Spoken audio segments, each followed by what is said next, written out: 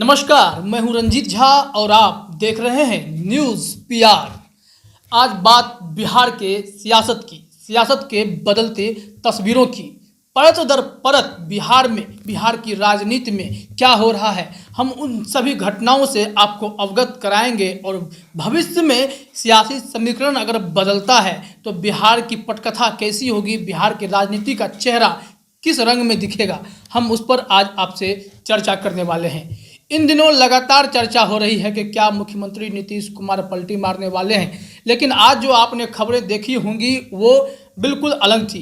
RCP Singh को जदयू का राष्ट्रीय अध्यक्ष जब से बनाया गया है तब से यह कोशिश हो रही है कि जदयू और भाजपा के बीच चल रही अंदरूनी तल्खियों को दूर किया जाए। और आज बंद कमरे में भूपेंद्र यादव के साथ आरसीपी सिंह की जो बैठक हुई, वह बैठक यह बताती है कि सब कुछ सामान्य है और सामान्य करने की कोशिश भी की जा रही है। ये तो बात जदयू और एनडीए में भाजपा की बात कर लें या सहयोगी दलों की बात कर लें, वहाँ खास करके जदयू और भाजपा के बीच की यह बात हमने आपको बताई है। लेकिन इन दिनों एक बार फिर से सबसे चर्चित चेहरा जो लगातार चुनाव हो नहीं हो बयानों में बने रहते हैं, उनका नाम सबसे आगे आ रहा है और वो प्रेशर पॉलिटिक्स शुरू कर चुके हैं, जिसका साइड इफेक्ट होना शुरू हो गया है। महागठबंधन के दल हो या फिर कहीं और से भी प्रतिक्रियाएं उन पर आनी शुरू हो गई हैं। दरअसल हम बात कर रहे हैं जीतन राम मांझी की। जीतन राम मांझी इन दिनों प्रेशर पॉलिटिक्स खेल रहे हैं एनडीए में। वह दबाव बना रहे हैं कि उनके पार्टी की अहमियत को बढ़ाया जाए, उनके कद को समझा जाए। उनकी पार्टी ने 4 सीटें जीती हैं, तो ऐसे में जीतन राम मांझी चाहते हैं कि उन्हें जो मिला सो मिला, और भी कुछ चाहिए। और क्या चाहिए तो उन्हें एक एमएलसी का पद और एक मंत्री का पद चाहिए, जिसकी चाहत वो रख रहे हैं। हालांकि संतोष सुमन को एमएलसी फिर से बनना होगा, साथ में साथ अशोक चौधरी को भी बनना होगा, इसके लिए जल्द ही चुनाव करा लिए जाएंगे। लेकिन आपको हम बता दें कि जीतन राम मांझी जो गेम खेल रहे हैं वह बहुत बड़ा गेम है। एनडीए में थोड़ा बहुत भी इधर उधर होगा तो गड़बड़ियां हो सकती हैं, यह बात आपको भी पता है। तो ऐसे में अगर इस खेल को थोड़ा समझने की अगर कोशिश की जाए तो तस्वीरें कुछ और हो सकती हैं। यही बात हम आपको समझाने की लगातार कोशिश कर रहे हैं और अभी भी उसी को हम विश्लेषण करेंगे और आपसे जानकारी साझा करेंगे। दरअसल बिहार में समीकरण क्या है वो समझिए, और जीतन राम मांझी जो प्रेशर पॉलिटिक्स कर रहे हैं उसके बाद जो साइड इफेक्ट होंगे उसका क्या असर होगा वो समझिए। महागठबंधन के हम समीकरण की बात कर लें तो अभी 110 सीटें उनके पास हैं। उनको चाहिए कितने, 243 सीटें हैं बिहार में, तो उनको कितना चाहिए, तो 12 सीटें अगर और मिल जाती हैं तो सरकार महागठबंधन की मिल जाएगी। जो अन्य दल हैं उसमें अगर हम बात कर लें तो जो ओवैसी की पार्टी के हैं 5 उनके विधायक हैं, बीएसपी के 1 और लोजपा के 1 विधायक हैं। लोजपा की बात छोड़ भी दें तो बीएसपी और इनकी बात कर लें तो यहाँ से समीकरण बदलता हुआ दिखाई पड़ रहा है। 6 इधर हो गया और 4 वीआईपी, 4 साहनी, यानी माफ कीजिएगा 4 मांझी की पार्टी और 4 मुकेश सहनी से, ये 8 विधायक अगर इधर आ जाते हैं तो महागठबंधन की सरकार बिहार में बननी तय है। तो हम आपको बता दें कि ऐसा ये लोग क्यों करेंगे। मांझी की प्रेशर पॉलिटिक्स पे भी हम चर्चा तो कर ही रहे हैं, लेकिन मुकेश सहनी इन दिनों साइलेंट हैं। अगर ये ऑफर एक्सेप्ट हो जाता है, तेजस्वी यादव सीएम बन जाते हैं, मुकेश सहनी को डिप्टी सीएम बना दिया जाता है और जीतन राम मांझी के बेटे संतोष सुमन को भी डिप्टी सीएम बना दिया जाता है, तो महागठबंधन की सरकार बिहार में आपको दिखाई दे सकती है। जिस हिसाब से जीतन राम मांझी बोलते नजर आ रहे हैं कि उन्हें एक और मंत्री पद और एक एमएलसी चाहिए, वह नीतीश कुमार और एनडीए को परेशान करने की साजिश है। शायद इसे पूरा करना कठिन है, लेकिन दबाव अधिक बनेगा तो बातें माननी पड़ सकती हैं, क्योंकि एनडीए अभी लॉस सहने की स्थिति में नहीं है। अगर मांझी ने पलटी मार दी, और मांझी का भी ऐसा रहा है कि जब मर्जी जहां चले जाते हैं, उन्हें कोई रोकने टोकने वाला है नहीं। अगर वो फिर से तेजस्वी यादव के साथ चले जाते हैं तो वहाँ पर समीकरण कुछ बदल जाएगा। वहाँ पे जीतन राम मांझी की मुरादें भी पूरी हो सकती हैं, उनकी मांगें भी मानी जा सकती हैं। ये ऐसा भी हो सकता है कि सहनी और इनके जो 4 विधायक हैं सबको कुछ बहुत बड़ा मिल जाए, या उनके साथ जो एमएलसी हैं जो उन्हें भी कुछ बड़ा पद मिल जाए। सब कुछ हो सकता है, क्योंकि तेजस्वी यादव भी सीएम बनना चाहते हैं। और इन दिनों जब हमारे संवाददाता फील्ड में घूम रहे हैं और नेताओं से बात कर रहे हैं तो प्रतिक्रिया भी कुछ उसी तरह की मिली जुली मिलती है। आज ही हमारे संवाददाता चंद्रमोहन ने मदन मोहन झा से इस मामले में जानकारी प्राप्त करनी चाहिए।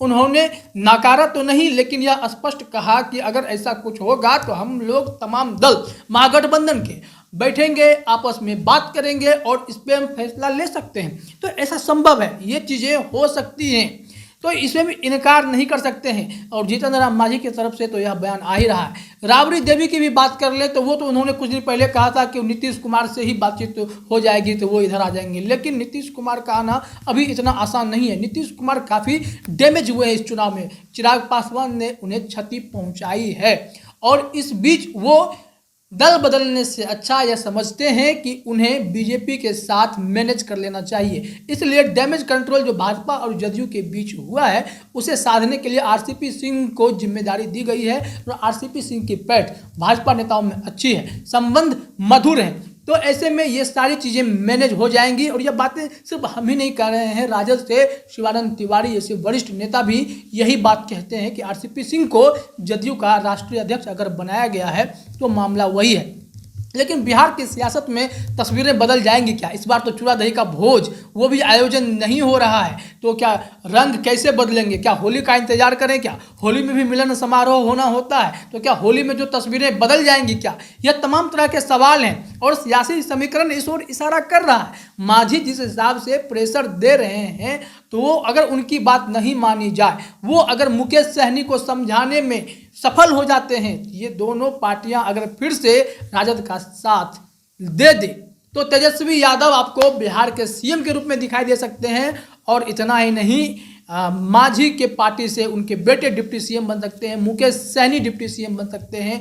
ऐसा परिदृश्य स्पष्ट रूप से आपको दिखेगा। बिहार में नई सरकार दिखेगी और तमाम युवा लोग दिखेंगे। तेजस्वी यादव युवा सीएम दिखेंगे और आपको मुकेश सहनी जैसे लोग डिप्टी सीएम के रूप में दिखेंगे। मांझी के बेटे संतोष सुमन पढ़े लिखे हैं, काबिल हैं, वो भी आपको डिप्टी सीएम के तौर पर बिहार में दिखाई पड़ जाएंगे। तो ऐसा परिदृश्य बिहार में बन सकता है। इसके लिए शायद सियासत है, संभावनाएं हैं, इंतजार तो करना ही पड़ेगा। लेकिन नीतीश कुमार और भाजपा के बीच की तल्खियां अगर मिटती नहीं है तो शायद मांझी और इनके भी मुरादें पूरी नहीं हो सकती है, क्योंकि अगर नीतीश कुमार खुद पलटी मार गए तब ना तो मांझी का कुछ हो पाएगा, ना मुकेश सहनी का कुछ हो पाएगा। ये सभी घूमते रह सकते हैं। महागठबंधन में अटकलें इस बात की लगाई जाती है कि क्या असदुद्दीन ओवैसी राजद के साथ जाएंगे? जा सकते हैं, क्योंकि बीजेपी के से उन्हें परहेज है, बाकी किसी से परहेज तो नहीं। 5 सीटें मायने रखता है बिहार में। अगर ओवैसी की पार्टी के पास 5 सीटें हैं तो वो अगर राजद का साथ देते हैं तो तस्वीर बदल जाएगी। तो कुल मिलाकर जो उठापटक देखने को मिल रही है इन दिनों बिहार की सियासत में, जो बयानबाजी हो रही है, आप मृत्युंजय तिवारी की बात सुन सकते हैं। मृत्युंजय तिवारी ने भी आज कहा, उन्होंने इसको समझने की कोशिश करें तो राजद इस कोशिश में है कि मांझी को सुलगाइए। मांझी अगर सुलग गए तो बातें बन सकती हैं और मांझी भी उसी सुलगने का फायदा उठा रहे हैं और प्रेशर बना रहे हैं। मृत्युंजय तिवारी ने कहा है कि मांझी के साथ तो गलत हुआ है, मांझी के बेटे को तो डिप्टी सीएम बना देना चाहिए, तो या उनकी पार्टी को डिप्टी सीएम का पद देना चाहिए। इस तरह की तमाम बातें कही जा रही हैं। ये सियासत का एक रंग होता है जिसमें लगातार बयानबाजी के जरिए मीडिया में सुर्खियां बटोरने के लिए ही सही बयानबाजी की जाती है, बातें कही जाती है, वही बातें चुभती हैं, बात आगे बढ़ती है, दल से इधर, इधर से उधर। इस तरह की बातें करने के बाद तस्वीरें बदलनी शुरू हो जाती हैं। लगातार प्रेशर और मीडिया का प्रेशर जब पड़ता है तो जब 2017 में सरकार महागठबंधन की गिर सकती है, नीतीश कुमार वापसी कर सकते हैं, तो 2021 में जो दावा किया जा रहा है कि चुनाव फिर से हो सकते हैं या सरकारें गिर सकती हैं, तो इसमें भी दम हो सकता है। मुकेश सहनी और जीतन राम मांझी अगर चाह लें तो तेजस्वी यादव सीएम बन जाएंगे और महागठबंधन की सरकार एक बार फिर से बिहार में हो सकती है। आज की तमाम घटनाओं को ऑब्जर्व करने के बाद हमने यह नोटिस किया है और हमने एक अंदेशा जताया है कि इस तरह के समीकरण बनाए जा सकते हैं। अगर ऐसा हुआ तो हो जाएगा। तमाम खबरों पे हम लगातार वॉच करते रहते हैं, मॉनिटर करते हैं, फिर हम विश्लेषण करने की कोशिश करते हैं कि क्या ऐसा संभव है। तो आज हमने यही विश्लेषण किया है कि नीतीश कुमार की बात छोड़ दे तो उनके छोटे छोटे सहयोगी दल और ओवैसी साहब साथ अगर तेजस्वी का दे देते हैं तो तस्वीरें बिहार की बदल सकती हैं। बिहार की सियासत, बिहार की बागडोर युवाओं के हाथ में आ जाना इसके बाद तो तय है। न्यूज़ पीआर में फिलहाल इतना ही।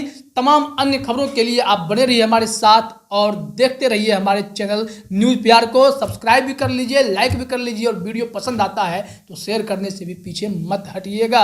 आपका बहुत बहुत धन्यवाद।